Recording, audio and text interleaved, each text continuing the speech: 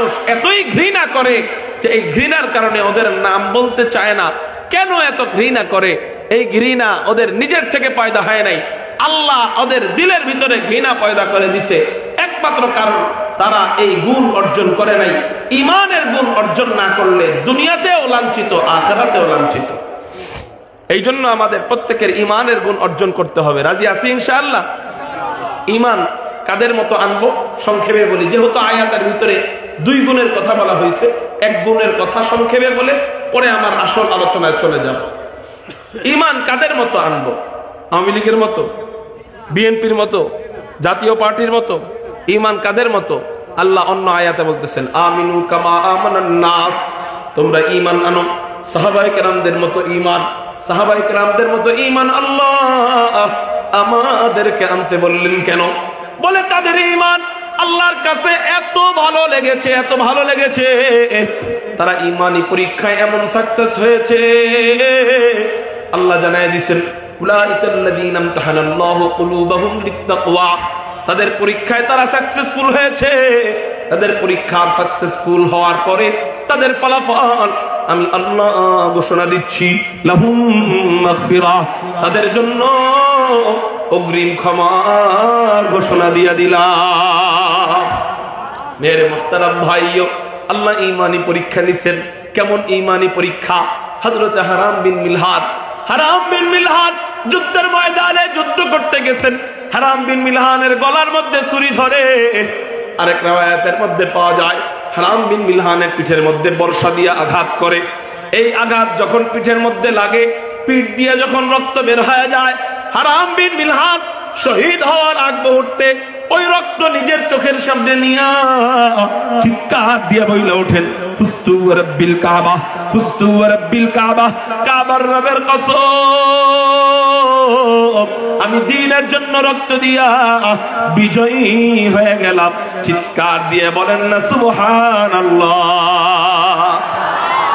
মানুষ মারা যাওয়ার সময় কখনো কেউ নিজেকে বিজয়ী বলে না, মানুষ মারা যাওয়ার সময় নিজেকে পরাজিত মনে করে।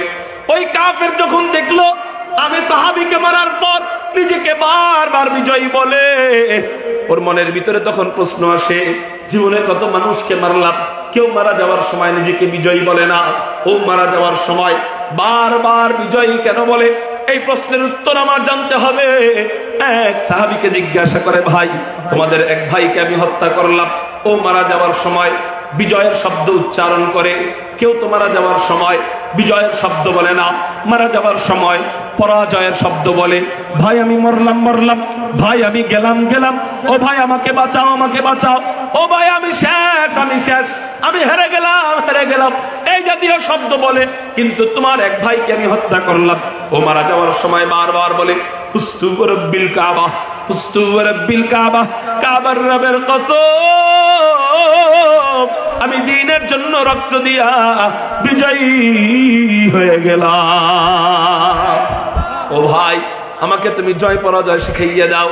ওই সাহাবী বলে, চলো এর উত্তর আমি দিব না, তোমাকে নিয়ে যাই নবীজির কাছে। নবীজির কাছে নেওয়া হয়, নেওয়ার পরে বলে, ওগো মুহাম্মদ আমাকে জয় পরাজয় শিখাইয়া দাও। এবার নবীজি বলেন, ও মিয়ারা তোমরা জয় পরাজয় নির্ণয় করো মরণ দিয়া। তোমরা মনে করো তোমরা মারা গেলে পরাজিত, বেঁচে গেলে বিজয়ী। তোমরা মনে করো যুদ্ধে হেরে গেলে পরাজিত, বেঁচে গেলে বিজয়ী। কিন্তু আমরা জয় পরাজয় মরণ দিয়া মিলাই না, আমরা জয় পরাজয় যুদ্ধ দিয়া মিলাই না, আমরা জয় পরাজয় মিলাই ঈমান দিয়া। আমরা যখন ঈমান নিয়া মাওলার সামনে দণ্ডায়মান হই, ঈমান হাতে নিয়া কবরের পথে রওনা দেই, তখনই আমরা মনে করি আমরা মুসলমানরা সত্যিকারের বিজয় অর্জন করলাম। আপনাদের সাউন্ড কমে গেছে, আমার কথা কি আপনারা বুঝেন নাই? তাহলে ঈমানি কণ্ঠ তো এই মরা মানুষের মতো হওয়ার কথা না। চিৎকার দিয়ে আকাশ পাতাল প্রকম্পিত করে আমি আমার মালিককে খুশি করব। চিৎকার দিয়ে বলি আল্লাহু আকবার। মেরে মুহতারাম ভাইও, তো নবীজি বলতেছেন আমরা জয় পরাজয় নির্ণয় করি ঈমান দিয়া। ওই ঈমান নিয়ে যখন আমরা কবরে যাব, তখনই আমরা মনে করি আমরা বিজয়ী। এই জন্য আমার মরণটা পরাজিত না। মুসলমানদের ঈমানি মরণ তুহফাতুল মুমিনিল মাউত, মুসলমানদের ঈমানি মরণ হলো হাদিয়া। আবার এই মরণটা যদি হয় শহীদি মরণ, তাহলে তো এটা ডাবল হাদিয়া। মেরে মুহতারাম ভাইও, কেমন ঈমান তাহলে চিন্তা করেন। মারা যাওয়ার সময় বলে ফুস্তু রাব্বিল কাবা, কাবার রবের কসম আমি বিজয়ী হয়ে গেলাম। এই একটা বাক্য ওই কাফের শুনছে, ওই বাক্য কাফের শুনে নবীর থেকে ব্যাখ্যা শুনছে। ওই কাফের বলে হযরত আমার আর বুঝতে বাকি নাই, আমারে তাড়াতাড়ি কালেমা পড়া মুসলমান বানায়া দেয়। এই ঈমানই এক বাক্য শুনে মুসলমান হয়ে গেছে। আর আমাদের ঈমান জিহাদ জিহাদ জিহাদ চাই, পুলিশের লাঠি দেখলে আর আমি নাই। আর তাদের ঈমান মারা যাওয়ার সময় বলে আমরা বিজয়ী, ফাঁসির কাস্টে ঝুলে বলে আমরা বিজয়ী, বন্দুকের সামনে থাকে বলে বিজয়ী, তরবারির সামনে দাঁড়ায় তো বলে আমি বিজয়ী। আর আমরা দূরে পুলিশের লাঠি, আমার ঈমান চলে গেছে। আমি কই আয় তোর জিহাদ, পরে জিহাদ হবে, আগে জীবন বাঁচাই, জীবন বাঁচানো ফরজ, তখন আমরা ফতোয়া দিই। ঠিক না বে ঠিক? এই জন্য যদি দুনিয়া এবং আখিরাতে সম্মানী হইতে চাই, এক নাম্বার গুণ অর্জন করতে হবে, যেটা অর্জন করা ফরজ, সেটা হলো ঈমান। আল্লাহ আমাদেরকে সাহাবায়ে কেরামদের মতো ঈমান দান করুক বলি আমিন। তাহলে আমরা কি শিখলাম? সম্মানী হওয়ার জন্য কয় গুণ অর্জন করতে হবে? এক নাম্বার গুণ কি? দুই নাম্বার গুণ কি? ইলম। জোরে বলেন, দুই নাম্বার গুণ কি? ঈমান অর্জন করব, কাদের মতো ঈমান আনবো? জোরে বলেন। বাস, দুই নাম্বার গুণ হলো উতুল ইলমা, যাদেরকে ইলম দেওয়া হয়েছে। এই ইলমের কারণে আল্লাহ ব্যক্তিকে মর্যাদাবান বানায় দিবেন। ইলমের বরকতে আল্লাহ ব্যক্তিকে সম্মানী বানায় দিবেন। ইলমের বরকতে আল্লাহ ব্যক্তিকে কেমন সম্মানী বানাবে চলেন শুনে আসি আমরা। আল্লাহু আকবার। একটু ইতিহাস থেকে জেনে আসতে হয়, একেবারে দুনিয়ার শুরু লগ্নের ইতিহাস। ইলমের দামে, ইলমের বরকতে মানুষকে আল্লাহ কত দামি বানায়, একটু চলেন শুনে আসি। এই সাদা চোখে যা কিছু আপনি আমি দেখতেছি, এগুলা কিছুই ছিল না। সাত আসমান ছিল না, সাত জমিন ছিল না, পাহাড় ছিল না, পর্বত ছিল না। আল্লাহ পাক রব্বুল আলামিন গর্তের পিপিলিকা থেকে নিয়ে নদীর মাছ পর্যন্ত সমস্ত মাখলুক তৈরি করলেন। কোটি কোটি মাখলুক তৈরি করলেন, হাজার কোটি মাখলুক আল্লাহ তৈরি করলেন। মানুষ ছাড়া আল্লাহ মানুষ বানানোর আগে কোটি কোটি মাখলুক আল্লাহ বানাইলেন। গর্তের পিপিলিকা বানাইলেন, আসমান বানাইলেন, জমিন বানাইলেন, পাহাড় বানাইলেন, পর্বত বানাইলেন, নদী বানাইলেন, নালা বানাইলেন, চন্দ্র বানাইলেন, সূর্য বানাইলেন, জিন বানাইলেন, বনের বনের পশু প্রাণী বানাইলেন, ফেরেশতা বানাইলেন। কোটি কোটি মাখলুক আল্লাহ বানাইলেন। কয় কোটি মাখলুক বানাইছেন? কেউ কেউ বলেন 18,000 কোটি মাখলুক। এটা একটা ডাহা মিথ্যা কথা। 18,000 কোটি মাখলুক আল্লাহ বানান নাই, আরো হাজার হাজার কোটি, কত হাজার কোটি মাখলুক বানাইছেন একমাত্র ভালো জানেন কে? আল্লাহর নামটা কি একটু জবান দিয়ে বের হয় না? চিৎকার দিয়ে বলেন, কত হাজার কোটি মাখলুক বানাইছেন ভালো জানেন কে? আল্লাহ পাক রব্বুল আলামিন হাজার কোটি মাখলুক বানাইছেন, এখনো মানুষ বানান নাই। হাজার কোটি মাখলুক বানাইছেন। বলেন দুইটা উদ্দেশ্যকে সামনে নিয়া, চিৎকার দিয়ে বলেন কয় উদ্দেশ্যকে সামনে নিয়া? দুইটা উদ্দেশ্য সামনে নিয়া। এক নাম্বার উদ্দেশ্য, ইবাদত করবি আমি আল্লাহ, তাসবিহ জপবি আমি আল্লাহ। দুই নাম্বার উদ্দেশ্য, খেদমত করবি আমার বান্দা মানুষের। আপনাদেরকে বুঝলাম না, গোলাপগঞ্জের মানুষ তো এত মরা মরা হয় না। গোলাপগঞ্জের মানুষের আওয়াজ তো হয়। এই জমিন শাহজালাল ইয়ামানের জমিন, এই জায়গার মানুষের আওয়াজ এত আস্তে হইলে মানায় না।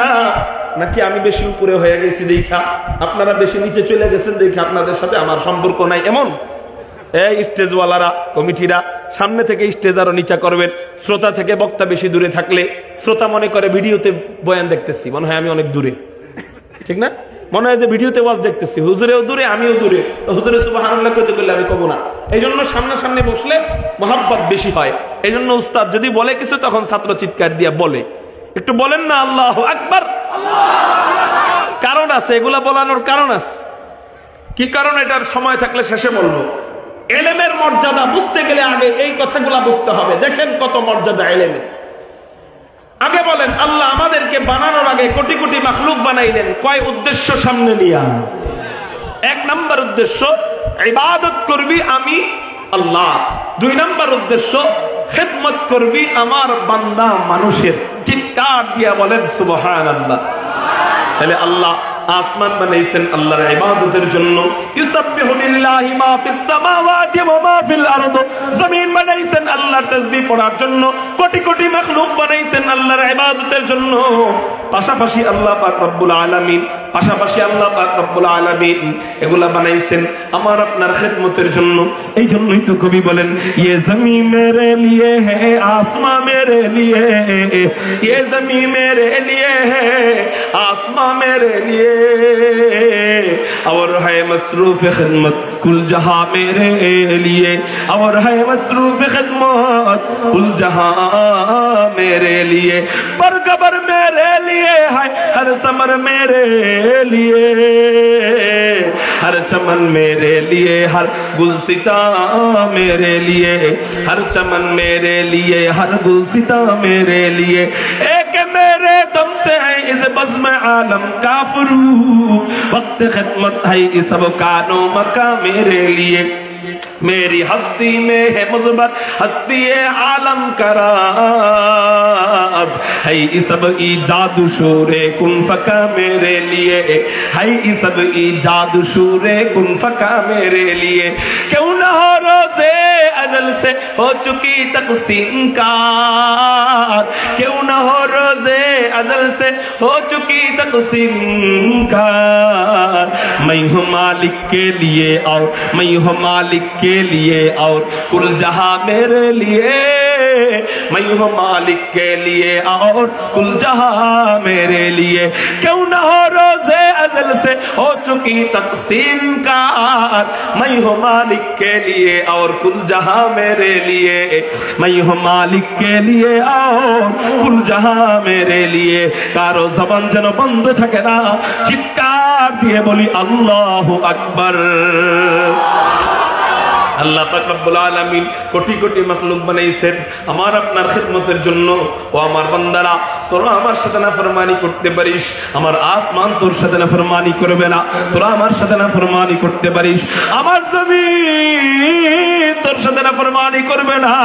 তোরা আমার সাথে নাফরমানি করতে পারিস, আমার চন্দ্র সূর্য তোর সাথে নাফরমানি করবে না। সব আমি মাওলা তোর খিদমতের জন্য বানাইলাম, সব তোর গোলামির জন্য। এবার বল বান্দা, তোর 3.5 হাত বডিটা কার গোলামির জন্য? বলে তোর 3.5 হাত বডিটা আমি আল্লাহর গোলামিতে লাগাইয়া দে।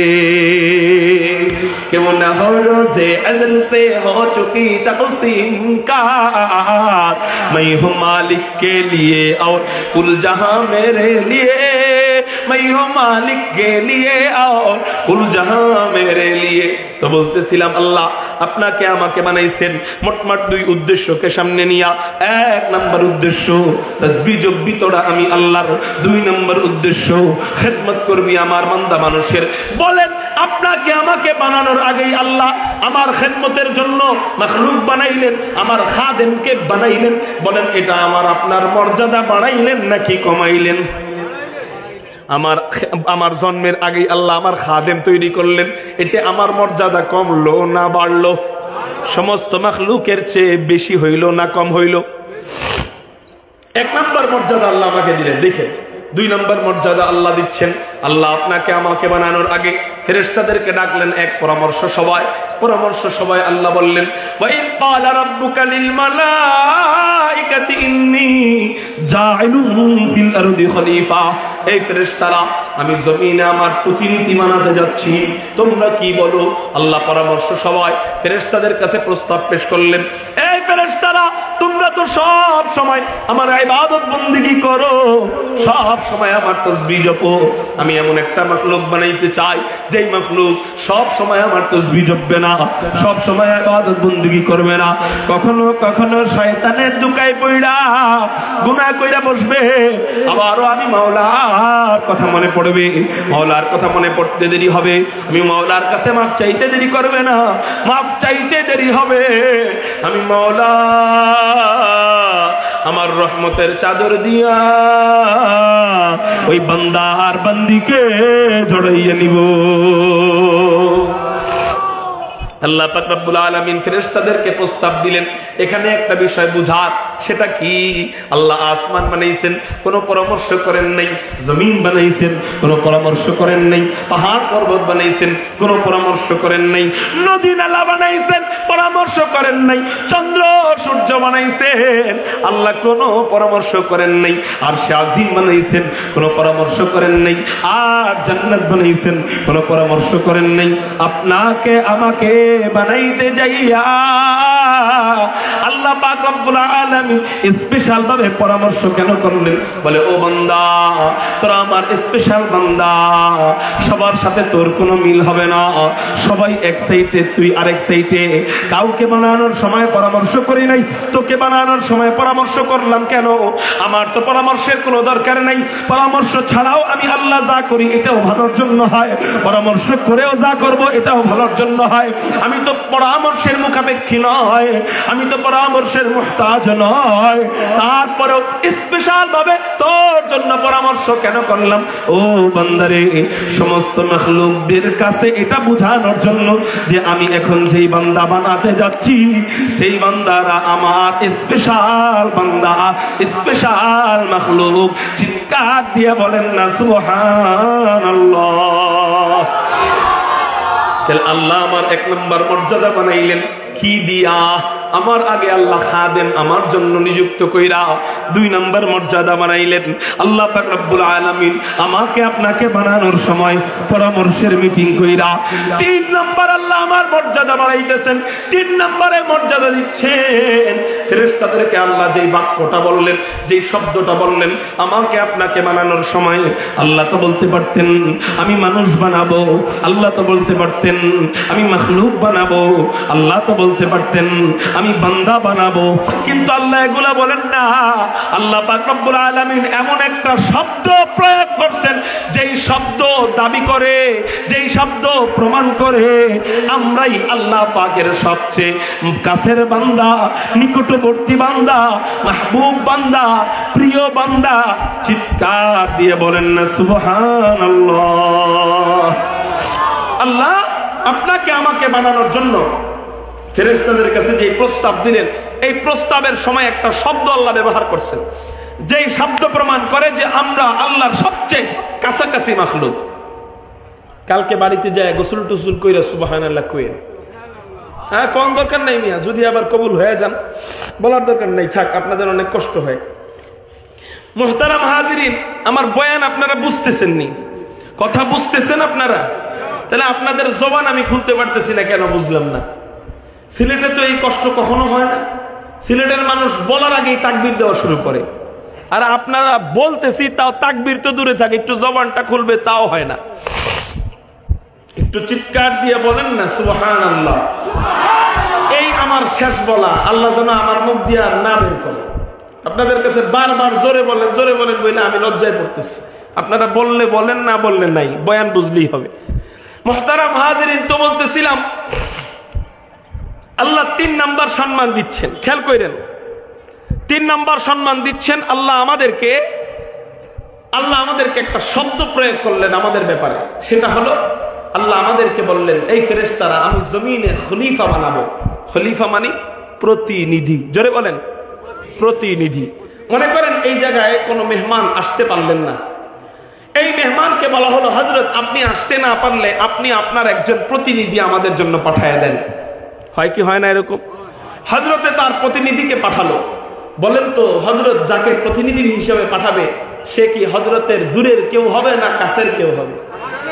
একেবারে নিকটের যে তাকে প্রতিনিধি হিসাবে পাঠাবে, একেবারে কাছের বন্ধু যে তার সাথে গাদ্দারি করবে না এমন একটা বিশ্বাস তার উপর আছে, তাকেই প্রতিনিধি হিসাবে পাঠাবে। ঠিক না ভাই? ঠিক। মনে করেন চেয়ারম্যান সাহেবরে আপনারা কোনো সমাবেশে দাওয়াত দিলেন, চেয়ারম্যান আসতে পারলেন না, চেয়ারম্যানে তার কি পাঠায় বলেন? আমি আপনাদের সামনে আসছি মাননীয় উপজেলা চেয়ারম্যানের পক্ষ থেকে, চেয়ারম্যান মহোদয় অনেক ব্যস্ত, সে আপনাদের কাছে সময় দিতে পারলেন না বলে আফসোস করছেন এবং দুঃখ প্রকাশ করছেন। আপনারা দোয়া করবেন তার জন্য। তিনি যেভাবে ভাঙ্গা ভাঙ্গা ব্রিজ বানিয়ে দিচ্ছে, সামনে যেন এগুলা কিছুই না বানায়। যদিও এটা মুখ দিয়ে কয় না, বাস্তবতা এরকমই, ঠিক না ভাই? ঠিক। যাই হোক, ওই যে প্রতিনিধি আসে কি আসে না, চেয়ারম্যান সাহেব যদি এরকম এই যে আমি যেটা বললাম এই মার্কা প্রতিনিধি পাঠায়, চেয়ারম্যানের ইজ্জত থাকবো? এই যে যা বললাম আমি, এই মার্কা প্রতিনিধি পাঠাইলে ইজ্জত থাকবে? প্রতিনিধি এসে কি করবে? এই যে সামনে রাস্তাটা দেখতেছেন, এই রাস্তা আমাদের নেতার করা। ওই যে ব্রিজটা দেখতেছেন চন্দ্রপুরের, এটা আমাদের নেতার করা। ওই যে খালের নিচে যে কিনারে আরো কাজ টাজ করছে, এগুলো আমাদের নেতার করা। এই এলাকায় 10টা স্কুল বানানোর প্ল্যান করতেছে, এটা আমাদের নেতার করা। ওই যে ওখানে একটা স্টেডিয়াম বানানোর প্ল্যান হচ্ছে, এটা আমাদের নেতার করা। এরপরে আরো বহু কিছু। এমন একজন বিশ্বস্তকেই তো পাঠাবে, নাকি ওই যে আগে যেটা কইছে ওইরকম পাঠাবে? বিশ্বস্ত পাঠাবে না। তার মানে যিনি প্রতিনিধি হয় সে খুব কাছের হয়। আল্লাহ আমাদেরকে প্রতিনিধি বললেন, সুবহানাল্লাহ। আল্লাহ আমাদেরকে প্রতিনিধি বললেন, আল্লাহ বুঝাই দিলেন এই বান্দারা আমার সবচেয়ে কাছে। চিৎকার দিয়ে বলেন আল্লাহু আকবার। সম্মান দিতে দিতে কয়টা দিয়ে দিলেন? 3টা। 4 নম্বর সম্মান, ফেরেশতারা বলেন আল্লাহ ক্বালু আতাজালু ফিহা মান ইউফসিদু ফিহা ওয়া ইয়াসফিকুদ দিমা ওয়া নাহনু নুসাব্বিহু বিহামদিকা ওয়া নুকদ্দিসু লাক ক্বালা ইন্নী আ'লামু মা লা তা'লামুন। ও মওলাই করিম, আপনি কি জমিনে তাদেরকে বানাবেন যারা জমিনের মধ্যে ফিতনা ফাসাদ করবে, যারা জমিনের মধ্যে রক্তপাত করবে? ও মওলাই করিম, তাদেরকে বানানোর কোনো প্রয়োজন নাই। আল্লাহ আপনার ইবাদতের জন্য তো আমরাই আছি, আপনার তাসবিহ জপার জন্য তো আমরাই আছি, আপনার হামদ জ্ঞাপনের জন্য তো আমরাই আছি, আল্লাহ আপনার গুণকীর্তন বর্ণনার জন্য তো আমরাই আছি। ও মাওলাই করিম রে, তাদেরকে বানানোর কোনো প্রয়োজন নাই। ও মাওলাই করিম, এই মানুষদেরকে বানায়েন না, আল্লাহ আমরাই আপনার জন্য যথেষ্ট। বলেন আপনারা ফেরেশতারা আমার পক্ষে বললেন না বিপক্ষে বললেন? খুব মনোযোগ, ফেরেশতারা আমার পক্ষে বললেন না বিপক্ষে বললেন? এটা মনে রাখবেন, ফেরেশতারা আমার বিরুদ্ধে বলছেন। এবার আল্লাহ আমার সম্মান আরো বাড়ায় দেয়।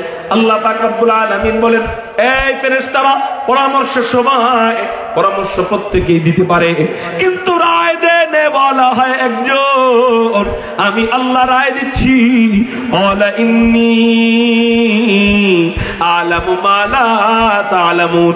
আমি আল্লাহ যা জানি এটা তোমরা জানো না।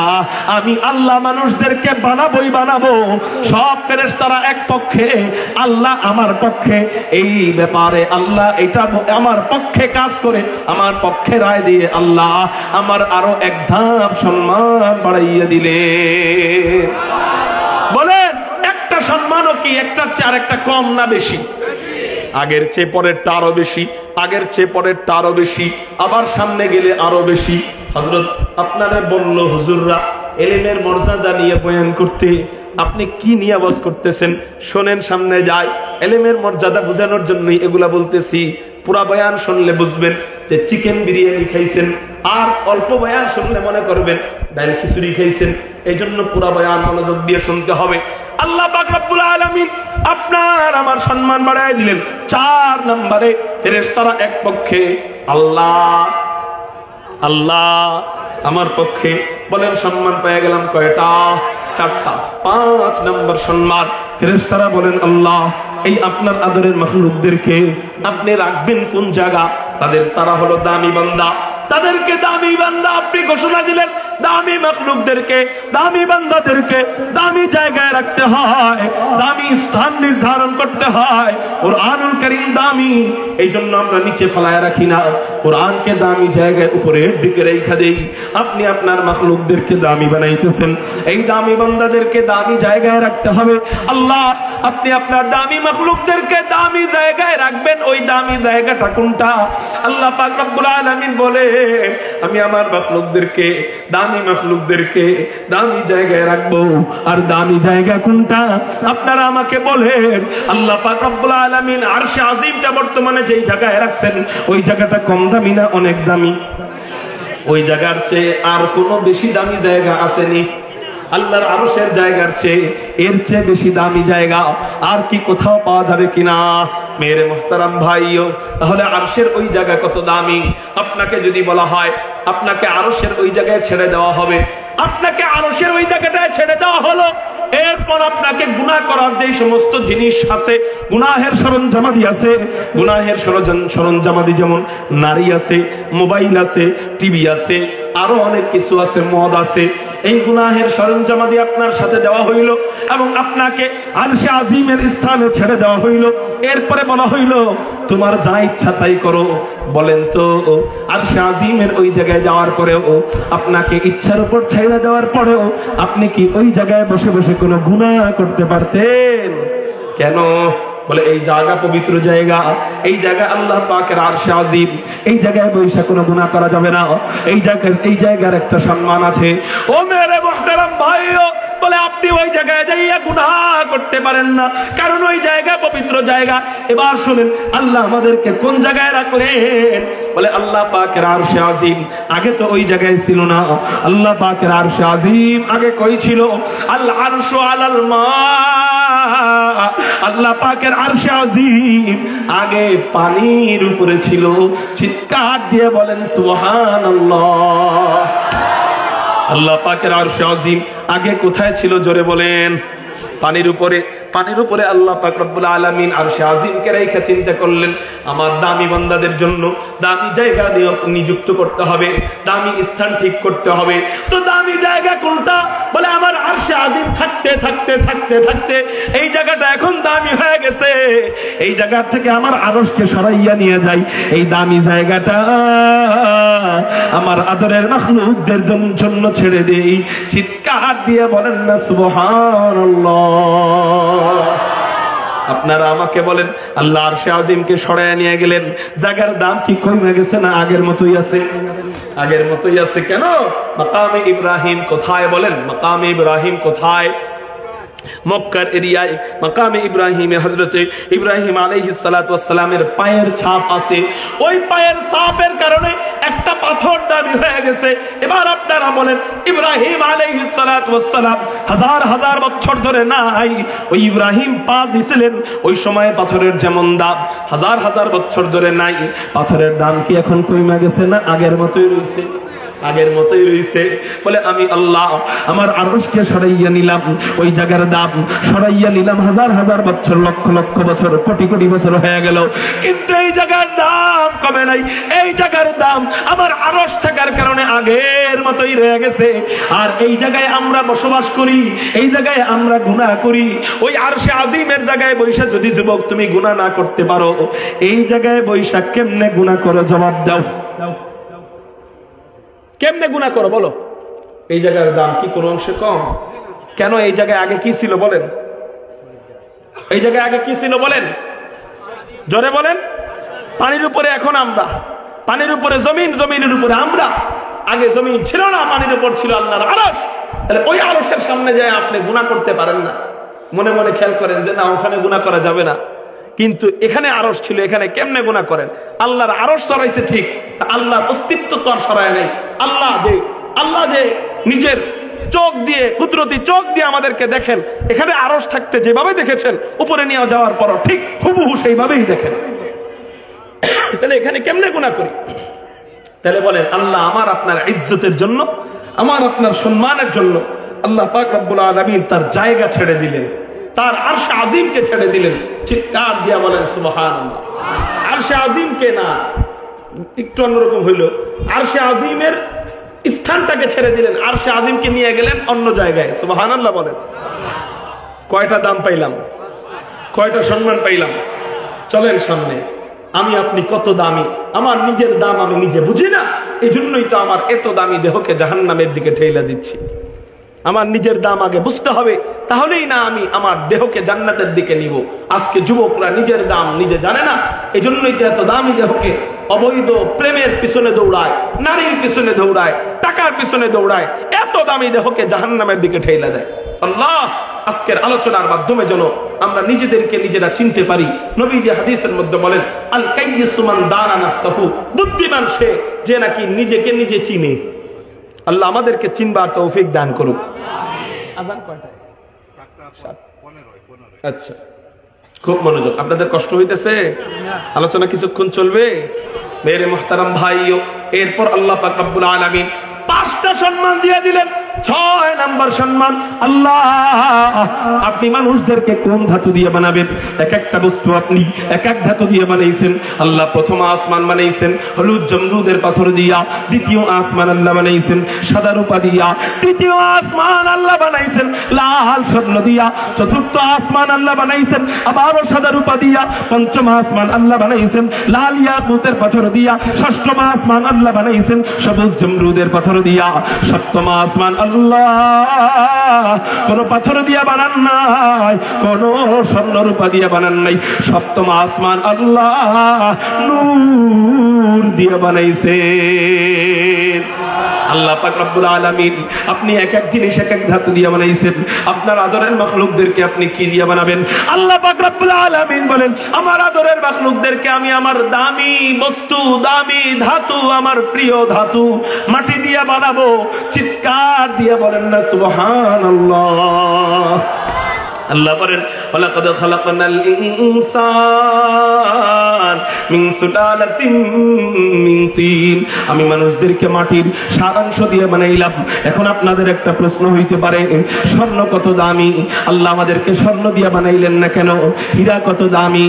আল্লাহ আমাদেরকে দামি মাখলুক বানাইলেন, কিন্তু হীরা দিয়ে বানাইলেন না কেন? সাধারণ মাটি দিয়ে কেন বানাইলেন? হায় হায়, রূপা কত দামি? আল্লাহ আমাদেরকে রূপা দিয়ে বানাইলেন না, মাটি দিয়ে বানাইলেন কেন? তাহলে হযরত এখানে তো সম্মান বেশি বাড়ানো হইল না। আমরা দেখতেছি সম্মানিত বস্তু হীরা, সম্মানিত বস্তু স্বর্ণ, ওগুলা দিয়ে আল্লাহ বানাইলেন না। ওগুলা দিয়ে বানাইলে বুঝতাম আল্লাহ আমার ইজ্জত বাড়াইছেন, সম্মান বাড়াইছেন, কিন্তু হযরত আল্লাহ আমাদেরকে মাটি দিয়ে বানাইলেন। এখানে ইজ্জত বাড়ানো কেমনে হইল? এমন একটা প্রশ্ন আসে কি আসে না? উত্তর হলো, সংক্ষিপ্ত ভাবে যদি বলি, মাটি আল্লাহ কেমনে বানাইলেন? আল্লাহ পাকের আরশে আযীম যখন আল্লাহ পানির থেকে দূরে নিয়ে গেলেন, ওই পানির জবান আছে না নাই? পানির জীবন আছে না নাই? পানি কার ইবাদত করে? দলিল, ইউসাব্বিহু লিল্লাহি মা ফিস সামাওয়াতি ওয়া মা ফিল আরদ, আসমান জমিনে যা কিছু আছে সব আল্লাহর ইবাদত করে, তাসবিহ জপে। এটা আমি বুঝি আর না বুঝি, সবার জবান আছে, এটা আল্লাহর কাছে ওরা ওদের ভাষায় ডাকে। মেরে মুহতারাম ভাইও, আল্লাহ যখন আরশে আযীমকে দূরে নিয়ে গেলেন, বলে পানি কি হাসবে না কাঁদবে? আপনাদেরকে বুখারীর একটা হাদিস শোনাই। নবীজি মরা খেজুর গাছে হেলান দিয়া খুতবা দিচ্ছিলেন। অনেক লম্বা সময় পর্যন্ত মরা খেজুর গাছে হেলান দিয়া নবীজি খুতবা দিয়েছিলেন। এমন মুহূর্তে এক মহিলা এসে বলতেছে, ইয়া রাসূলুল্লাহ, ইয়া হাবিবাল্লাহ, আপনি যদি অনুমতি দেন, আপনার জন্য আমি একটা কাঠের মিম্বর বানাইয়া উপহার দিব। নবীজি অনুমতি দিলেন। একটা কাঠের মিম্বর আনা হইল মসজিদে নববীর ভিতরে। নবীজি কাঠের মিম্বর পাইয়া মরা খেজুর গাছ রাইখা কাঠের মিম্বরে দাঁড়াইয়া নবীজি খুতবা দেওয়া যখন আরম্ভ করে, বুখারী এবং মুসলিমের হাদিস, সমস্ত সাহাবায়ে কেরাম সাক্ষী ছিল। ওই মরা খেজুর গাছ শিশু বাচ্চার মতো হাউমাউ করে কান্না আরম্ভ করে দিছে। মরা খেজুর গাছ কান্দে। নবীজি খুতবা বন্ধ কইরা মরা খেজুর গাছের কাছে আইসা মরা খেজুর গাছকে জড়াইয়া ধরে চুমু খায় আর বলে, এ মরা খেজুর গাছ, কান্দিস না, কান্দিস না, তুই আমারে একটু মোহাব্বত দেখাইলি, এই জন্য আমি তোরে একটা ঘোষণা দিয়ে দেই, শুনে রাখ, শুনে রাখ, আমি যখন হাসরের ময়দান থেকে জান্নাতে যাব, আমি নবী তোর ব্যাপারে আল্লাহর কাছে সুপারিশ কইরা তোরে নিয়ে জান্নাতে ঢুকবো। আচ্ছা, আপনারা আমাকে বলেন, মরা খেজুর গাছ কি নবীর কোন আত্মীয়, নবীর কোন উম্মত? আর আমরা কি লাগি? নবীর উম্মত, আবার নবীর রুহানি আত্মীয়। মেরে মুহতারাম ভাইও, ওই মরা খেজুর গাছ মাত্র কয়েক সেকেন্ড নবীর প্রতি মহব্বত দেখানোর কারণে ও যদি নবীর সাথে জান্নাতে যেতে পারে, আমি আপনি কয়েক সেকেন্ড না, মরণ পর্যন্ত মহব্বত দেখাই, আমি কেন নবীর সাথে জান্নাতে যেতে পারবো না? আমি নবীরে যায় বলতে পারবো, রাসূল, এই যে দেখেন আপনারে মহব্বত দেখাইয়া এই দাড়িটা রেখে দিছি, ও রাসূল, আপনি একটা মরা খেজুর গাছ অল্প সময়ে মহব্বত দেখার কারণে তারে নিয়ে যদি জান্নাতে যেতে পারেন, আমি আপনার উম্মত দাড়ি রাখার কারণে আমার স্ত্রী আমাকে দেখতে পারতো না, দাড়ি রাখার কারণে এলাকার ছেলে মেয়েরা আমাকে চাচা চাচা বইলা চেতাইতো, দাদা বইলা চেতাইতো, নানা বইলা চেতাইতো, কিন্তু রাসূল মরণের আগ পর্যন্ত আপনার মহব্বতে কারো কোনো কথাকে পরোয়া করি নাই। এই আপনার মহব্বতে দাঁড়িয়ে রাখছি। আপনি যদি অল্প মহব্বত দেখানোর কারণে মরা খেজুর গাছকে জান্নাতে নিয়ে যেতে পারেন, আমি আপনাকে বেশি মহব্বত দেখাইছি এবং আমি আপনার উম্মত, আমাকে রাইখা আপনি কেমনে জান্নাতে যাবেন? বলেন বলেন বলেন। ওই সময় নবীজি কি আপনাকে আমাকে ফালায়া রাইখা যাইতে পারবে? তাহলে ফাঁকে কোন কোন যুবকরা এই ওয়াদাটা দিতে রাজি? হযরত, ওই নবীর সাথে আমি জান্নাতে যাব, ওই নবীরে আমি মহব্বত দেখাবো। আমি যদি নবীর একটু মহব্বত দেখাই, নবী আমার ফালায়া রাইখা জান্নাতে যাবে না। আর মহব্বতের প্রধান নমুনা হবে হাসরের ময়দানে এই দাড়ি, মহব্বতের প্রধান নমুনা। কারণ আমি নবীর মতো জুব্বা পড়লাম কিনা এটা হাসরের ময়দানে থাকবে না, নবীর মতো পাগড়ি পড়লাম কিনা এটা হাসরের ময়দানে দেখা যাবে না, নবীর মতো নবীর মতো লুঙ্গি পড়লাম কিনা এটা হাসরের ময়দানে দেখা যাবে না। হাসরের ময়দানে সবাই থাকবে উলঙ্গ। হাসরের ময়দানে দেখা যাবে নবীর মতো আপনি দাড়ি রাখলেন কিনা। এই জন্য প্রধান ইউনিফর্মে যদি হাইরা যান, নবী যদি আপনাকে একবার না কইরা দেয় যে তোর ভিতরে আমার উম্মতের কোনো আলামত নাই, যা চলে যা, তাহলে জাহান্নাম সারা। যুবক ভাই, বিশ্বাস করেন তোমার আমার আর কোনো গতি থাকবে না। এই জন্য কোন কোন যুবক রাজি আজকে হাজার হাজার মানুষের সামনে তারাই ওয়াদা দিবে, হযরত জীবন চলে যাবে তারপরে আমি আর দাড়ি কাটবো না, চেহারা যেমনই দেখা যাক আর দাড়ি কাটবো না। আল্লাহু আকবার বইলা তুই হাত আল্লাহকে দেখায় দেন। একটু দাঁড়ায় যান, দাঁড়ায় যান, দাঁড়ায় যান। কারা কারা ওয়াদা দিবেন দাঁড়ায় যান। লিল্লাহি তাকবীর।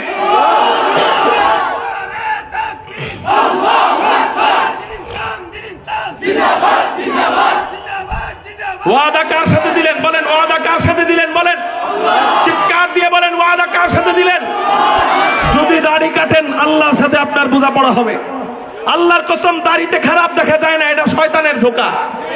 দাড়িতেই সুন্দর দেখা যায়। আপনি তাকায় দেখেন, দাড়িওয়ালা যারা আশেপাশে বসা কাউকে খারাপ দেখা যাইতেছে? দাড়িওয়ালা ব্যক্তি যত বুড়া হয় তত সুন্দর হয়। বসেন আলহামদুলিল্লাহ বলতে বলতে, আলহামদুলিল্লাহ বলতে বলতে বসেন। আমি মনে করি আলহামদুলিল্লাহ আজকের মাহফিল কামিয়াব। বলেন আলহামদুলিল্লাহ। আগামী বছর যদি আসি, এই যে দাড়ির ওয়াদা দিছে, দাড়িওয়ালা চেহারা নিয়ে দেখা করতে পারবেন কারা কারা? হাত উঠান। পারবেন ইনশাআল্লাহ? আল্লাহ তুমি কবুল ও মঞ্জুর করো, বলি আমিন। বলতেছিলাম ওই মরা খেজুর গাছ, নবীজি কয়েক হাত দূরে গেছে, খেজুর গাছ হাসছে না কাঁদছে? আর আল্লাহ ওই আরশে আজিমকে পানি থেকে কয়েক হাত দূরে নিছে না কোটি কোটি কোটি কোটি মাইল দূরে নিছে? এবার পানি কি হাসবে না কাঁদবে? কান্দে। আল্লাহ বলেন এই পানি কান্দিস না, আমি আল্লাহ তোরে সান্ত্বনা দিচ্ছি, তোর কান্নার দরকার নাই। আমি আল্লাহ আমার আরশকে দূরে নিয়ে গেলাম, তো কি হইছে? আমার আরশে আজিম থেকে নূরের তাজাল্লি ফেলতেছি। এই নূরের তাজাল্লিকে দেখা দেখা আমি আল্লাহকে দেখার তৃপ্তি মিটাবি। আল্লাহ পাক রব্বুল আলামিন নূরের তাজাল্লি ফেললেন। কোন বরাবর নূরের তাজাল্লি ফেললেন? ওই জায়গার নামটা কেউ বলতে পারবেন কিনা দেখি তো, বলেন। হ্যাঁ মাশাআল্লাহ, জোরে বলেন। মক্কা। আল্লাহ পাক রব্বুল আলামিন আরশে আজিম থেকে মক্কা বরাবর, কাবা বরাবর নূরের তাজাল্লি ফেললেন। ওই নূরের তাজাল্লি বরাবর আমরা এখন নামাজ পড়ি। ও মেরে মুহতারাম ভাইও, এবার ওই কাবা বরাবর নূরের তাজাল্লিকে দেখতে দূর দূরান্ত থেকে পানি আসে। পানি আইসা নূরের তাজাল্লিকে চুমু দেয়। এই চুমু আল্লাহর কাছে এত ভালো লাগছে যে এই চুমুর স্মৃতি আল্লাহ পরবর্তীতে উম্মতের মাধ্যমে ধইরা রাখছেন। কেমনে ধইরা রাখছেন? আল্লাহু আকবার, আল্লাহু আকবার। অন্য জায়গায় যাবেন চুমুর কোনো মাসআলা নাই, মদিনায় যাবেন চুমুর কোনো মাসআলা নাই, কোরআন পড়বেন চুমুর কোনো মাসআলা নাই, জিকির করবেন চুমুর কোনো মাসআলা নাই, নামাজ পড়বেন চুমুর কোনো মাসআলা নাই, আল্লাহ ওয়ালার দরবারে যাবেন চুমুর কোনো মাসআলা নাই। কিন্তু মক্কায় যাবেন চুমুর একটা মাসআলা আছে। সেই চুমুটা আমরা কোন জায়গায় দেই? ওই যে কালো পাথরের মধ্যে আমরা চুমু দেই। ওই চুমুটা কেন? বলে আল্লাহর নূরের তাজাল্লিকে দূর দূরান্ত থেকে পানি আইসা চুম্বন করে। ওই চুমুটা আল্লাহর কাছে এত ভালো লাগছে, এত ভালো লাগছে, আল্লাহ স্মৃতি হিসাবে আমাদের থেকে এই চুমুটা সুন্নত ধরে রাখছে। ওই চুমুর রীতি আল্লাহ ধরে রাখছে। ও মেরে মুহতারাম ভাইও, তো আল্লাহ পাক রব্বুল আলামিন ওই পানিগুলা যখন দূর দূরান্ত থেকে এসে চুমু দেয়, পানির সাথে একটা জিনিস আসে, সেটার নাম হলো বুদবুদি বা ফেনা। চিনেননি? পানির উপরে উপরে পড়ে এটা বুদবুদি বা ফেনা। পানি তো নিচ দিয়ে চলে যায়, কিন্তু ফেনাগুলা জমতে আরম্ভ করে। জমতে জমতে জমতে জমতে বিশাল এক এরিয়া নিয়ে এই ফেনাগুলা যখন জমে, আল্লাহ পাক রব্বুল আলামিন পানিদেরকে আদেশ দেয়, এ পানিরা চতুর্দিক থেকে এই ফেনাগুলাকে এক তালে এক যোগে একসাথে একটা চাপ দিবি, এক সাইডে জোরে চাপ দিবি আর এক সাইডে আস্তে দিবি, এমন যেন না হয় সব সাইডে যেন একত্রে চাপ হয়, একত্রে চতুর্দিকে চাপ দিবি। কারণ এক সাইডে জোরে দিলে এক সাইডে আস্তে হলে ফেনাগুলা ডিমের মতো হয়ে যাবে, এক সাইডে জোরে চাপ লাগবে আরেক দিকে আস্তে চাপ লাগলে ফেনাটা তেরা বেঁকা হয়ে যাবে। এই জন্য ফেনাগুলা ডিমের মতো যেন না হয়, বলের মতো যেন গোল হয়। চতুর্দিকে এক সাইডে যেমন ভাবে চাপ দেয় ওই নরম নরম ফেনাগুলা আল্লাহর আদেশে চাপ পাওয়ার পরে গোলাকার জমাট বস্তুতে পরিণত হয়ে যায়। ওই গোলাকার জমাট বস্তুর নামই হলো, জোরে বলেন পৃথিবী, জোরে বলেন পৃথিবী, আরো জোরে বলেন। গোলাকার জমাট বস্তু, এটার নাম পৃথিবী। এখন দেখে পৃথিবী খালি নাচে, আল্লাহ নাচা বন্ধ করলেন পাহাড় দিয়া। ও মেরে মুহতারাম ভাইও, ওই পৃথিবীর উপরের চামড়াকে বলা হয় আদিম। আল্লাহ আদেশ দিলেন ওই আদিমকে নিয়ে আসা হোক। ওই আদিমকে নিয়ে আল্লাহ আব্বাজান আদমকে বানাইলেন। এখন আপনার প্রশ্ন, হযরত আল্লাহ আমাদেরকে রূপা দিয়া বানাইলেন না, মাটি দিয়া বানাইলেন কেন? হীরা দিয়া বানাইলেন না, মাটি দিয়া বানাইলেন কেন? স্বর্ণ দিয়া বানাইলেন না, মাটি দিয়া বানাইলেন কেন? উত্তর হলো স্বর্ণ আল্লাহর নূরের তাজাল্লিকে চুমু খাওয়ার পরে তৈরি হয় নাই, হীরা আল্লাহর নূরের তাজাল্লির সাথে ঘষা খাওয়ার পরে তৈরি হয় নাই, রূপা আল্লাহর নূরের তাজাল্লির সাথে ঘষা খাওয়ার পরে তৈরি হয় নাই। কিন্তু মাটি আল্লাহর নূরের তাজাল্লির সাথে পানি ঘষা খাওয়ার পরে তৈরি হয়েছে। চিৎকার দিয়া বলেন না সুবহানাল্লাহ। এখন বলেন স্বর্ণের দাম বেশি না মাটির দাম বেশি? এখন বলেন হীরার দাম বেশি না মাটির দাম বেশি? বলে এই মাটি আল্লাহর কাছে এই জন্যই প্রিয়, এই মাটি দিয়া আল্লাহ আপনাকে আমাকে বানানোর সিদ্ধান্ত নিয়া আমার সম্মান আরো এক ধাপ বাড়াইয়া দিলেন। চিৎকার দিয়া বলেন না সুবহানাল্লাহ। সম্মান পাইতে পাইতে কয়টা সম্মান পেয়ে গেলাম? কয়টা হয়েছে? 6টা।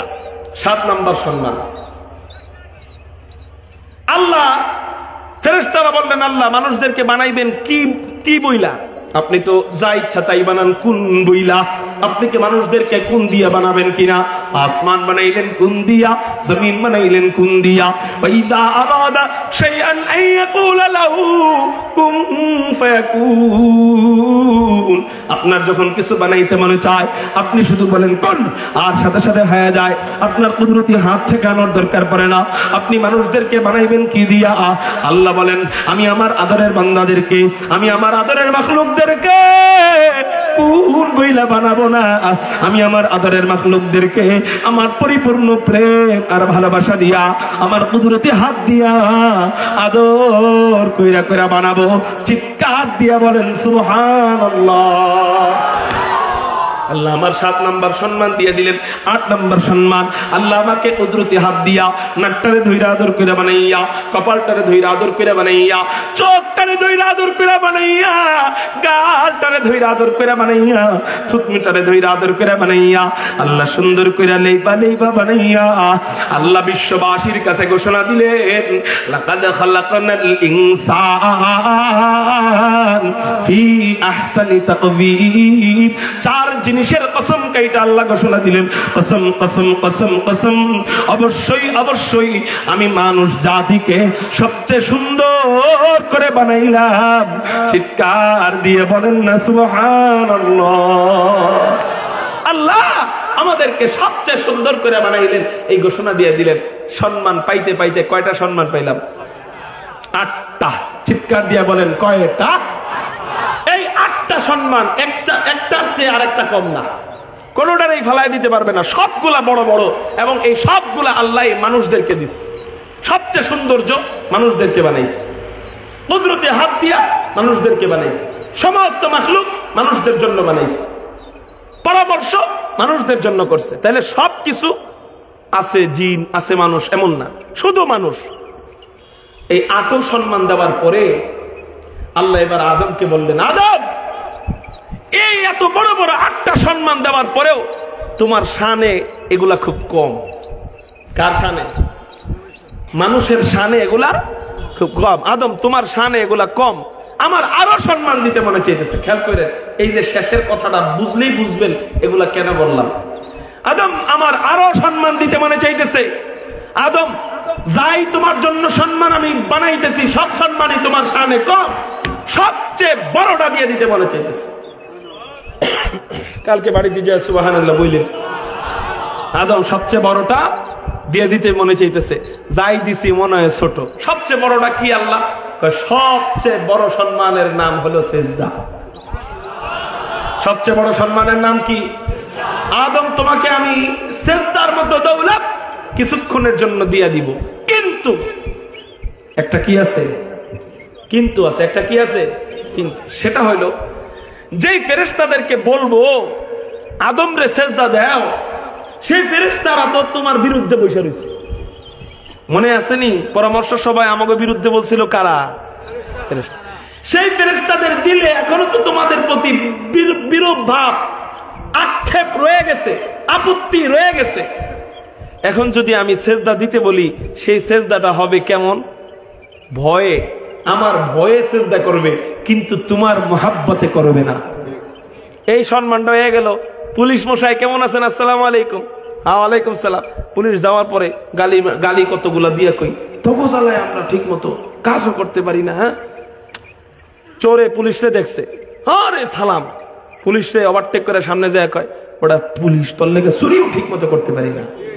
ঠিক না ভাই? ঠিক। এই যে সালাম দিল, এই সালাম এটা কি সম্মান? মহাব্বতের সম্মান না ভয়ের সম্মান? আপনারা আপনাকে উপজেলার চেয়ারম্যান যে সালাম দেন, এই এলাকার চেয়ারম্যান সাহেব হয়তো ভালো, কিন্তু অনেক জায়গায় যে জালেম মার্কা আছে, কোরআনের মাহফিল বন্ধ করে দেয়, এই ধরনের কিছু চেয়ারম্যান, এগরে আমরা সালাম দেই সম্মানে না ডরে? ডরে, ভয়ে।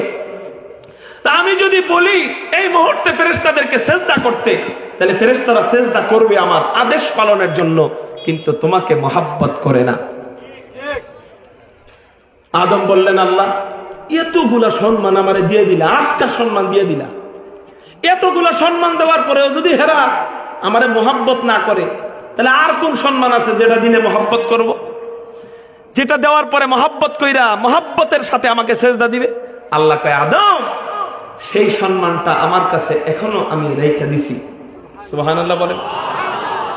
আল্লাহ এই 8টা দিলা, এরপরেও দিলে মহাব্বত ঢুকলো না, আর সেই একটা সম্মান দিলে মহাব্বত ঢুকে যাবে? আল্লাহ বললেন, হ্যাঁ, এই একটা সম্মান 8 সম্মান এক পাল্লায়, এই এক সম্মান আরেক পাল্লায়, 8টার চেয়ে ভারী হবে এক সম্মান, যেটা আমি যেই সম্মানের অধিকারী তোমাকে আমি করলে আদম ফেরেশতারা খুশি হয়ে তোমারে সেজদা দিবে। সেই সম্মানের নাম কে বলতে পারবেন? মাশাআল্লাহ, জোরে বলেন, পুরো স্লোগান দিয়ে বলেন, আরো জোরে বলেন, মাশাআল্লাহ। আদম তোমাকে আমি ইলম দান করব, এই ইলম পিছনের 8 সম্মানের চেয়ে দামি। আল্লাহ কোরআনে বলেন, ওয়াল্লামা আদামাল আসমাআ কুল্লাহা। এই ইলমের মর্যাদা বোঝানোর জন্য এতগুলা কথা, এগুলো পিছনের ভূমিকা। এখন হলো ওয়াজ 2-3 মিনিট। وعلم آدم الأسماء كلها ثم عرضهم على الملائكة فقال أنبئوني بأسماء هؤلاء إن كنتم صادقين। আল্লাহ পাক রব্বুল আলামিন আব্বাজান আদমকে ইলম দান করলেন, দুনিয়ার সব কিছুর নামের ইলম আল্লাহ দান করলেন, সব কিছুর নাম শিক্ষা দিলেন। তাফসীরে রুহুল বায়ান এবং তাফসীরে রুহুল মানির মধ্যে লেখেন যে শুধু দুনিয়ার নাম শিক্ষা দিবেন তাই না, ওই নামের বর্ণনা, ওই নামের গুণাগুণ, ওই নামের সমস্ত সিফাত, ওই নামের বৈশিষ্ট্য, ওই নাম কাদেরকে রাখা হয়, ওই নাম কেন রাখা হয়, ওই নাম রাখার কারণ কি, ওই নাম কোন ভাষার, এগুলা আল্লাহ আব্বাজান আদমকে শিক্ষা দিলেন। পাশাপাশি আল্লাহ আব্বাজান আদমকে 7 লক্ষ ভাষার হাফেজ বানায়া দিলেন। বর্জরে বলেন, কয় লক্ষ ভাষার হাফেজ বানায় দিলেন। এতদিন পর্যন্ত আব্বাজান আদম আলেম ছিলেন না, এখন আল্লাহ আলেম বানায় দিলেন। এবার আল্লাহ বিশাল বড় এক প্রতিযোগিতার অনুষ্ঠান করলেন। ওই অনুষ্ঠানে আল্লাহ ফেরেশতাদেরকে নিমন্ত্রণ করলেন, ফেরেশতারা প্রতিযোগিতার অনুষ্ঠানে আসলেন। আল্লাহ এবার বললেন, ও ফেরেশতারা, ফাকালা আম্বিউনি বিআসমাইহা উলাই ইন কুনতুম সাদিকিন। ও ফেরেশতারা, ওই যে তোমরা দাবি করেছিলা যে আদমরে বানানোর দরকার নাই, এই দাবিকে যদি তোমরা সঠিক মনে করে থাকো তাহলে তোমরা আদমের সামনে অমুক অমুক জিনিসের নামগুলা বলো। কে বললেন? কাদেরকে বললেন? মানে আল্লাহ টক্কর দেওয়াইতেছেন দুই গ্রুপে। এক গ্রুপে একজন একা আদম, আরেক গ্রুপে কোটি কোটি ফেরেশতা। কত ফেরেশতা? বলে একবার যেই ফেরেশতা আল্লাহর আরশে আজিম তাওয়াফ করছে, দ্বিতীয়বার তাওয়াফ করার সিরিয়ালই পায় নাই। তাহলে এত কোটি ফেরেশতা আল্লাহ বানায় রাখছে। সব ফেরেশতারা আসছে, ফেরেশতারা নাম বলা আরম্ভ করছে। নাম, নামের এলেম আপনারা এত সহজ মনে করেন না, নামের এলেম অনেক কঠিন। কোন আপনার বাপের নাম কি? কোন? আমার বাবার নাম মুফতি মফিজুল ইসলাম, তার আব্বার নাম সাদেক আলী সাহেব, তার বাপের নাম কি আমি জানি না। অথচ নামের এলেম অনেক দামি জিনিস। এই নাম যখন ফেরেশতারা শুরু করছে, একজন সামনে যায়, নাম বলতে বলতে বলতে বলতে একজন ফেরেশতার কাছে কতগুলা নাম জানা। নবীজি মেরাজের রজনীতে যখন আল্লাহর কাছে যান, হযরত আজরাইলকে দেখলেন, এত বড় দেখা যায় যেন মাথাটা আসমানের উপরে চলে গেছে, পাটা জমিনের নিচে চলে গেছে। তার সামনে একটা প্লেট রাখা। হযরত জিবরাইলকে জিজ্ঞাসা করলেন, ইনি কে আর প্লেটটা কি? হযরত জিবরাইল বললেন, ইনি হলেন হযরত আজরাইল, প্লেটটা হলো দুনিয়া। একজন ফেরেশতার কাছে পুরা দুনিয়াটা হলো একটা প্লেটের সমান। আপনি একটু চিন্তা করেন, আপনি একটু কল্পনা করেন, যে ফেরেশতার কাছে পুরা দুনিয়া প্লেটের সমান, ওই ফেরেশতা দুনিয়ার সব নাম মুখস্থ করা কোনো ব্যাপারই না। ওই ফেরেশতারা একজন সামনে আসে, নাম বলতে বলতে বলতে বলতে বলতে বলতে বলতে বলতে এক পর্যায়ে নামের ইলম শেষ। আরেকজন সামনে আসে, নাম বলে, নামের ইলম শেষ। আরেকজন সামনে আসে, নাম বলে, নামের ইলম শেষ। এই করতে করতে সব ফেরেশতাদের ইলম যখন শেষ হয়ে যায়, আল্লাহ আদমরে বললেন, আদম এবার তুমি বলা আরম্ভ করো। আব্বা জান আদম নাম বলা আরম্ভ করে। নাম বলতে বলতে বলতে বলতে বলতে বলতে এত নাম বলে, আপনাদেরকে নামের ইলম একটু শোনাই, বেশি শোনানোর সময় নাই। আমাদের নবীজির নাম মুহাম্মদ, তার পিতার নাম আব্দুল্লাহ। এটা নামের ইলম বলতেছি।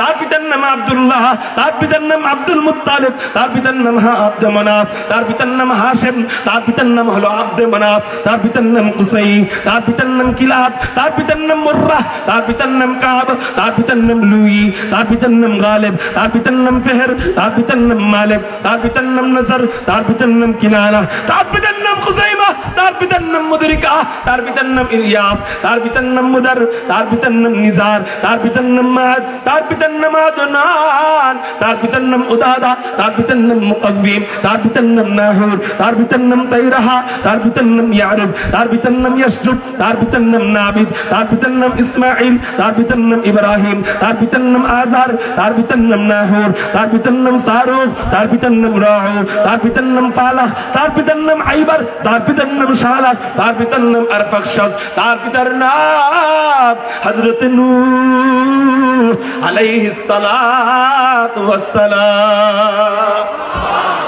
সময় থাকলে আদম পর্যন্ত শুনাইতাম, কিন্তু শুনাইলাম না। শোনেন, মাত্র 2 মিনিট নাম বলছি।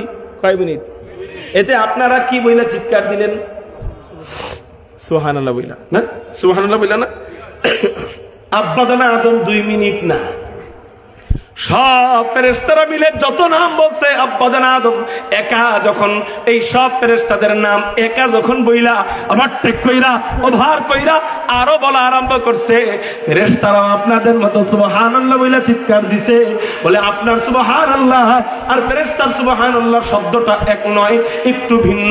আপনি বললেন সুবহানাল্লাহ, আল্লাহ ইসমে জাহির উল্লেখ করলেন, ফেরেশতারা ইসমে জমির দিয়া বলেন সুবহানাকা লা ইলমা লানা ইল্লা মা আল্লামতানা ইন্নাকা আনতাল আলিমুল হাকীম।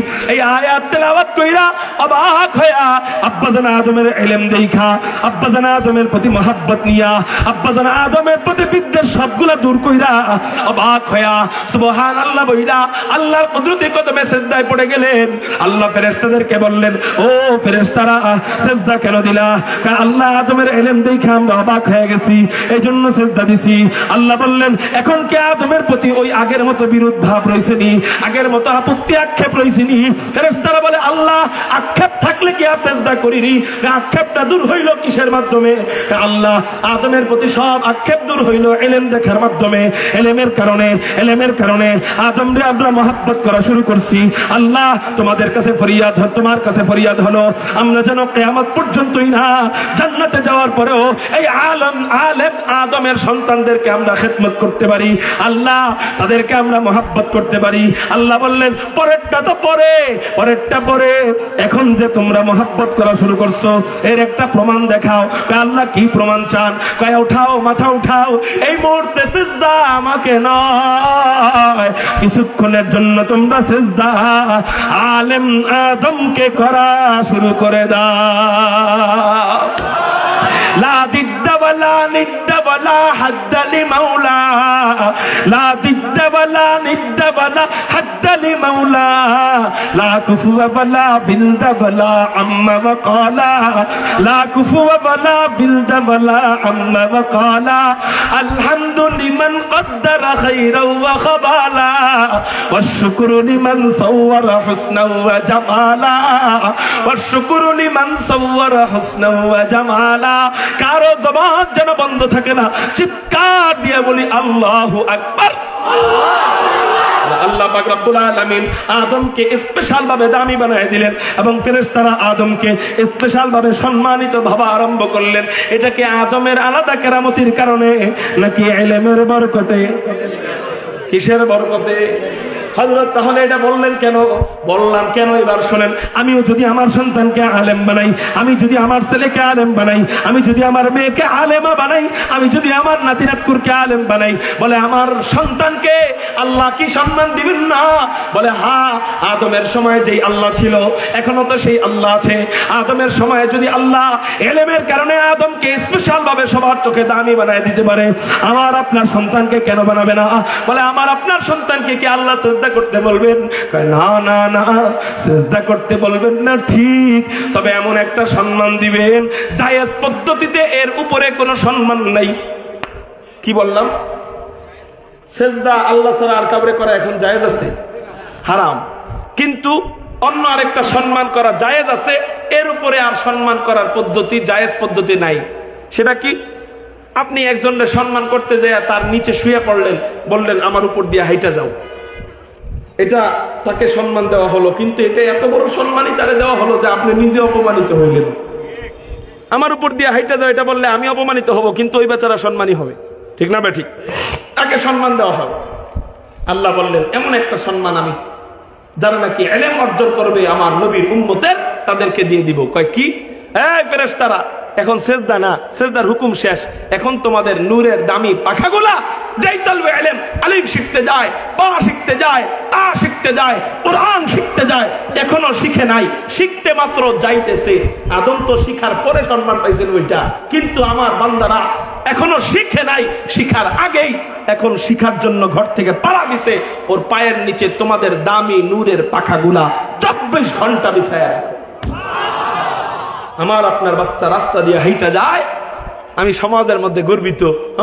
আমার পোলায় বিসিএস ক্যাডার হইয়া লাল গালিচার উপরে হাঁটে। লাল গালিচার কি কসুর দাম?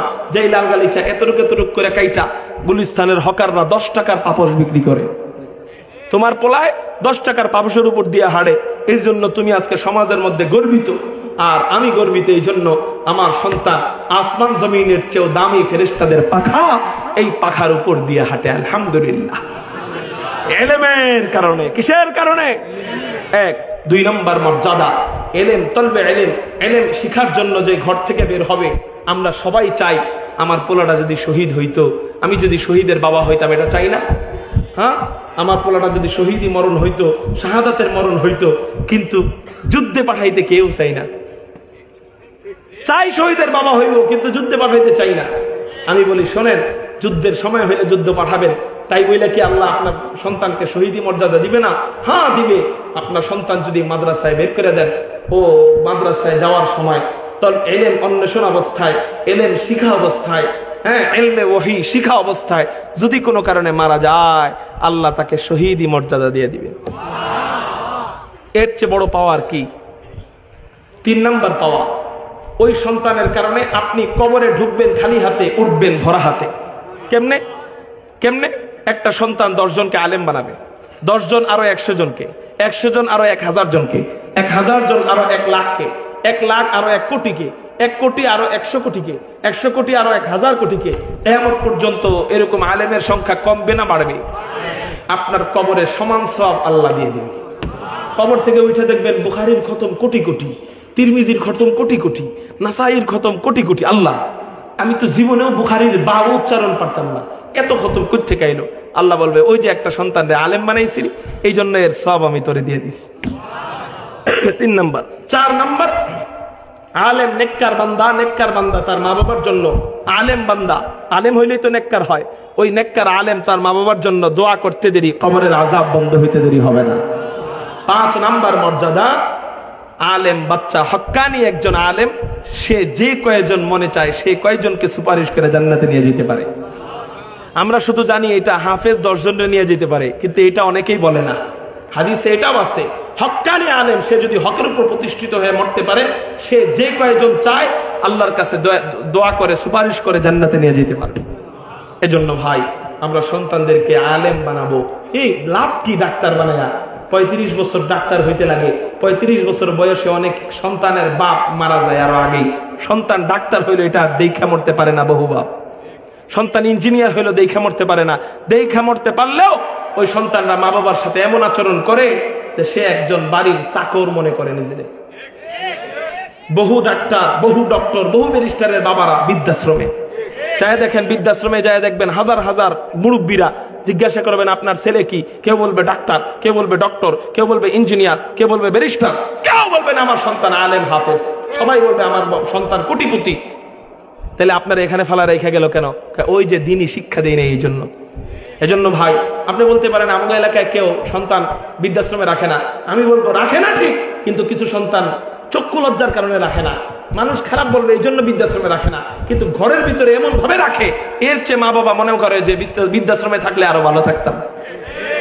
এজন্য ভাই, সন্তানের মাধ্যমে পরকালে যদি হাত ধরে জান্নাতে যাইতে চান, সন্তানের মাধ্যমে যদি জান্নাতে যাইতে চান, সন্তানের মাধ্যমে যদি দুনিয়া আখিরাতে অনেক কল্যাণ চান, কি লাভ হইল? আমার সন্তান ব্যারিস্টার হইল, আমি মারা গেলাম, ওই ব্যারিস্টারের টাকা খাইয়া যাইতে পারলাম না, কি লাভ হইল?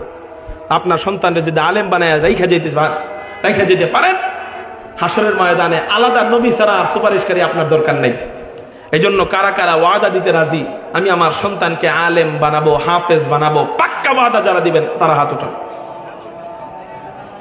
এই পাক্কা ওয়াদা কারা দেয় না রে দেখেন তো? ওয়াদা কার সাথে বলেন? চলে বলেন কার সাথে? আল্লাহর সাথে ইনশাআল্লাহ। হাত নামা। ইয়ারফাইল্লাহু আল্লাযীনা আমানু মিনকুম ওয়াল্লাযীনা উতুল ইলমা দারাজাত। যারা ঈমান আনবে এবং ইলম অর্জন করবে, আল্লাহ যাদেরকে ইলম দিবে তাদের সম্মান আল্লাহ বাড়ায় দিবে, তাদের সাথে যারা থাকবে আল্লাহ তাদেরকেও মাফ করে দিবে। কুন আলিমান আও মুতাআল্লিমান আও মুস্তাঈনান আও মুহিব্বান। আলেমকে মুহাব্বতের ওসিলায়ও আল্লাহ আমাদেরকে মাফ করে জান্নাতি বানায় দিবে। নবীর হাদিস। আখির দাওয়ানা আলহামদুলিল্লাহি রাব্বিল আলামিন। আসসালামু আলাইকুম ওয়া রাহমাতুল্লাহ।